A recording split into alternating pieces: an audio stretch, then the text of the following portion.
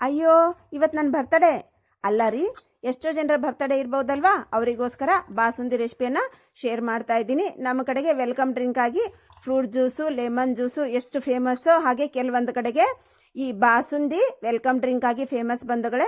ಈ ಬಾಸುಂದಿ ಹೇಗ್ ಮಾಡಬೇಕು, ಏನೇನೆಲ್ಲ ಸಾಮಗ್ರಿ ಬೇಕಂತ ನೋಡೋಣ ಬನ್ನಿ. ಸಿಂಪಲ್ ಬಂಧುಗಳೇ, ಮಾಡೋದು ತುಂಬಾನೇ ಸರಳ, ಅಷ್ಟೇ ರುಚಿಯಾಗಿರುತ್ತೆ. ಹಾಲು, ಸಕ್ಕರೆ, ಸ್ವಲ್ಪ ಡ್ರೈ ಫ್ರೂಟ್ಸ್ ಇದ್ರೆ ನಮ್ಮ ಬಾಸುಂದಿ ರೆಡಿ ಆಗುತ್ತೆ. ಬನ್ನಿ ಈ ಬಾಸುಂದಿಯನ್ನು ಹೇಗೆ ಮಾಡೋದಂತ ನೋಡೋಣ.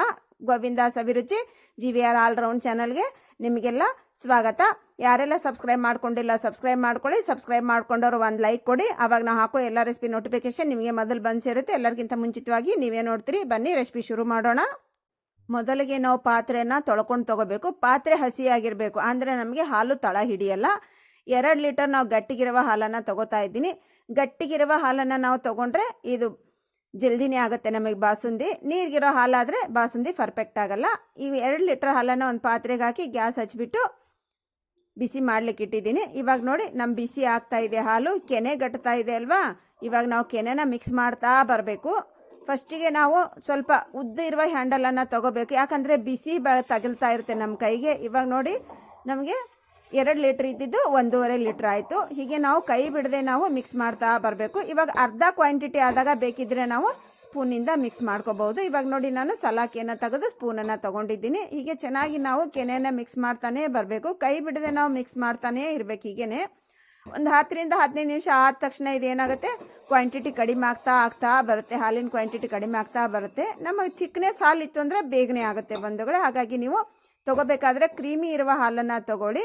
ನೋಡಿ ನಾವು ಕೈ ಬಿಡಬಾರ್ದು. ಕೈ ಬಿಟ್ರೆ ನಮ್ಗೆ ಏನಾಗುತ್ತೆ, ಉಕ್ಕು ಹೋಗುತ್ತೆ ಮತ್ತೆ ತಳ ಕೂಡ ಹಿಡಿಯುತ್ತೆ. ಇವಾಗ ನೋಡಿ 1 ಸೆಕೆಂಡ್ ನಾನು ಕೈ ಬಿಟ್ರೆ ನೋಡಿ ಉಕ್ಕು ಬರುತ್ತೆ ಅದು. ಇವಾಗ ಇದು ಇಷ್ಟು ಗಟ್ಟಿ ಆಗ್ಬೇಕು. ನಾವು ಇಷ್ಟು ಗಟ್ಟಿ ಆಗೋವರೆಗೆ ನಾವು ಇದನ್ನ ಕುದಿಸ್ಕೋಬೇಕು. ಇವಾಗ ನೋಡಿ ಪರ್ಫೆಕ್ಟ್ ಆಗಿದೆ ಇದು. ಇವಾಗ ಇಷ್ಟು ಗಟ್ಟಿ ಆದಾಗ ನೋಡಿ ಕಾಣ್ತಾ ಇದೆ ಅಲ್ವಾ ನಿಮಗೆ. ಇವಾಗ ನಾವು ಇದರಲ್ಲಿ ಸಕ್ಕರೆನ ಸೇರಿಸ್ತಾ ಇದ್ದೀನಿ. ಒಂದು 4 ರಿಂದ 5 ಸ್ಪೂನ್ ಸಕ್ಕರೆ ಆದರೆ ಸಾಕು ಬಂಧುಗಳೇ. ಯಾಕಂದ್ರೆ ನಮ್ಮ ಕುದ್ದು ಹಾಲು ನಮಗೆ ಸ್ವೀಟ್ ಬಂದಿರುತ್ತೆ, ಹಾಗಾಗಿ ಸಕ್ಕರೆ ಜಾಸ್ತಿ ಬೇಕಾಗಲ್ಲ. ಒಂದು 4 ರಿಂದ 5 ಸ್ಪೂನ್ ಸಕ್ಕರೆ ಹಾಕಿದ್ರೆ ಸಾಕಾಗುತ್ತೆ. ನಂತರ ಇದರಲ್ಲಿ 1 ಚಿಟಿಕೆ ಫುಡ್ ಕಲರ್ ಅನ್ನ ಸೇರಿಸ್ತಾ ಇದ್ದೀನಿ. ನೀವು ಫುಡ್ ಕಲರ್ ಬದಲಾಗಿ 1-2 ಪಿಂಚ್ ಕೇಸರಿಯನ್ನ ಕೂಡ ನೀವು ಸೇರಿಸ್ಕೋಬಹುದು. ಹಾಗೆ 1/4 ಸ್ಪೂನು ಏಲಕ್ಕಿ ಪುಡಿಯನ್ನು ಹಾಕಿ ಚೆನ್ನಾಗಿ ಅದು ಸಕ್ಕರೆ ಎಲ್ಲ ಕರಗಿದ ಮೇಲೆ ಪಕ್ಕಕ್ಕೆ ಇಟ್ಕೊಂಡೆ. ನಾನು ಅದನ್ನ ಚೆನ್ನಾಗಿ ಕುದಿಸ್ಕೊಳ್ಳಿ, ಒಂದು 5 ನಿಮಿಷ ಕುದಿಸ್ಕೊಳ್ಳಿ ಸಕ್ಕರೆ ಹಾಕಿದ ಮೇಲೆ. ಈ ಡ್ರೈ ಫ್ರೂಟ್ಸ್ ಅನ್ನ ಫ್ರೈ ಮಾಡ್ಲಿಕ್ಕೆ 1 ಸ್ಪೂನ್ ತುಪ್ಪನ ಒಂದು ಪ್ಯಾನ್ ನಲ್ಲಿ ಹಾಕೊಂಡಿದ್ದೀನಿ. ಬಾದಾಮಿ, ಗೋಡಂಬಿ, ದ್ರಾಕ್ಷಿಯನ್ನ ನಾನಿಲ್ಲೇ ಫ್ರೈ ಮಾಡ್ಲಿಕ್ಕೆ ತಗೊಂಡಿದ್ದೀನಿ. ನೀವು ಪಿಸ್ತಾ ಮತ್ತೆ ನಿಮ್ಗೆ ಬೇಕಾಗಿರುವ ಯಾವ ಇಷ್ಟನೋ ನಿಮ್ಗೆ ಡ್ರೈ ಫ್ರೂಟ್ಸ್ ಅದನ್ನ ಹಾಕೋಬಹುದು ಬಂಧುಗಳೇ. ಇಷ್ಟೇ ಹಾಕೋಬೇಕಂತಿಲ್ಲ, ನಿಮ್ ಇಷ್ಟಾನುಸಾರ ಎಷ್ಟಾದ್ರೂ ನೀವು ಸೇರಿಸ್ಕೋಬಹುದು. ಹೀಗೆ ನಾವು ಫ್ರೈ ಮಾಡಿ ಮೇಲೆ ಹಾಕೋದ್ರಿಂದ ನಮಗೆ ತಿನ್ಬೇಕಾದ್ರೆ ಕುಡಿಬೇಕಾದ್ರೆ ಕ್ರಂಚಿ ಇರುತ್ತೆ. ನಮ್ಮ ಡ್ರೈ ಫ್ರೂಟ್ಸ್ ತುಂಬಾನೇ ರುಚಿಯಾಗುತ್ತೆ. ಹಾಗಾಗಿ ಹೀಗೆ ನಾನು ಫ್ರೈ ಮಾಡಿ ಹಾಕೋತಾ ಇದ್ದೀನಿ ಬಂಧುಗಳೇ. ನೋಡಿ ನಮಗೆ ಪರ್ಫೆಕ್ಟ್ ಆಗಿರುವಂತ ನಮ್ಮ ಬಾಸುಂದಿ ರೆಡಿ ಆಯ್ತು. ನೋಡಿ ಎಷ್ಟು ಥಿಕ್ನೆಸ್ ಇದೆ. ಆರಿದ ಮೇಲೆ ಇನ್ನೂ ಗಟ್ಟಿಗಾಗುತ್ತೆ ಬಂಧುಗಳೇ. ಇದು ನಮಗೆ ಬಿಸಿ ಇದೆ, ತಣ್ಣಗಾದ್ಮೇಲೆ ಇನ್ನೂ ಗಟ್ಟಿಗಾಗುತ್ತೆ ಬಂಧುಗಳೇ. ಸ್ಪೂನಿನಿಂದ ನಾವು ಆರಾಮಾಗಿ ತಿನ್ಬಹುದು, ಅಷ್ಟು ಗಟ್ಟಿಗಾಗುತ್ತೆ.